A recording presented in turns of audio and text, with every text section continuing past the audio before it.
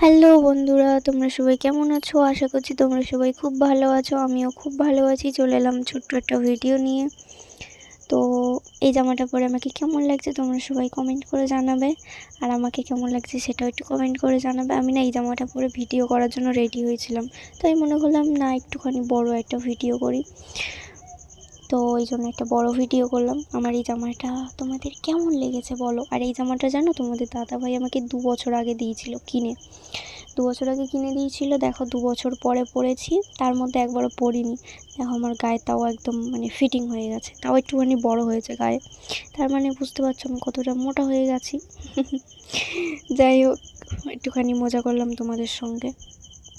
আমার এই জামাটা পরে আমাকে কেমন লাগছে? হ্যাঁ জানি একটুখানি ঢিলা হয়েছে জামাটা, আমি একটু রোগা হয়ে গেছে, তো ওই জন্য জামাটা একটুখানি ঢিলা হয়ে গেছে, একটুখানি মারতে হবে।